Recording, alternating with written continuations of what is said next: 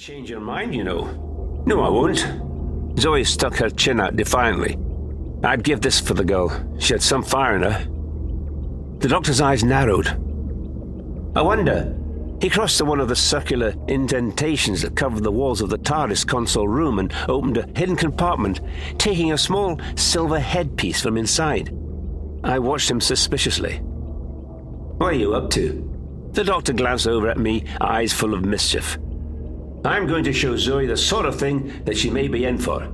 He placed the silver crown on his head, looking for all the world like an old chieftain. Then he unfurled cables from underneath the console and attached them to the crown. Zoe, I want you to watch the screen up there. He indicated the main TARDIS scanner. Vague, shadowy images started to appear on the screen, and Zoe nodded to herself.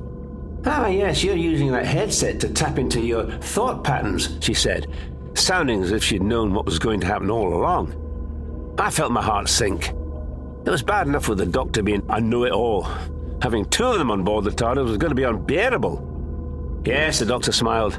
Thought patterns, or memory patterns, if we're going to be completely accurate. Only I'm going to weave them into a complete story for you. He paused, shooting me another sideways glance. Have you ever heard of the Daleks? Zoe frowned. No, I don't think so.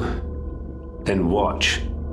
The images began to solidify on the screen, and I felt my chest tighten as I suddenly realized exactly what story it was that the doctor was going to show her. It had been one of our most dangerous adventures, one that had almost destroyed our friendship forever.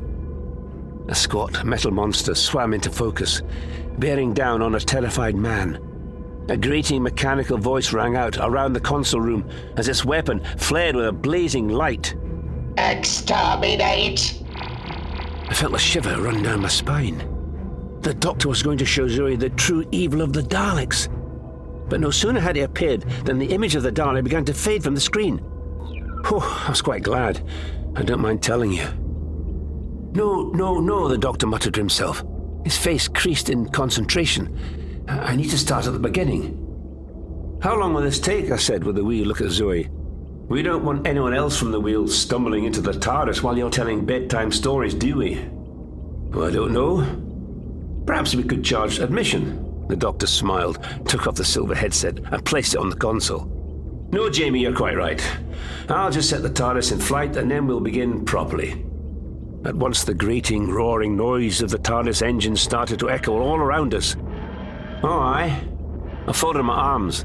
And with nobody steering, what's going to stop the TARDIS crashing into something while you're telling your story, eh? I shook my head in despair, amazed that the doctor had overlooked something so obvious. Before he could reply, the sound of the engines began to slow and the TARDIS gave a jolt. We had landed. The doctor looked at me smugly. Well then, it's a good thing that I've left the TARDIS somewhere safe, isn't it? I gave a snort of amusement. Are you sure you know what the word safe means? We could be anywhere, or any when. Any when? Zoe was watching us with a smirk on her face. Now wait a moment. Doctor, you told me TARDIS stands for time and relative dimensions in space. The implication would seem to be that this machine can travel in time and space while maintaining a stable structure relative to both those dimensions. I stared at her. What? That's a summary of sorts, said the doctor airily. But you see, my dear Zoe, time is relative. Jamie is from many centuries in your past, while you to him are from a future far distant. You're serious, are you? Zoe looked from him to me. I decided the kilt and the true-bred Scots talk stem from a fascination with archaic cultures. But I suppose it would explain your fantastic ignorance of even the most basic tenets of space travel when I showed you round the wheel. I frowned. Aye, well, glad I could convince you. But how does it work, Doctor? If entropy always increases, then to enter the past would require leaving a high entropy state for a lower entropy state, and the amounts of energy involved would surely be impossible to achieve, short of harnessing quantum gravity. Now, Zoe. The doctor gave an amused shake of his head. As brilliant as you are, I'd need a week at least to explain the principles of the TARDIS. And there's so much else for us all to think about, to discover. Zoe's eyes were agleam with interest. What time in the future do you come from, Doctor? Me?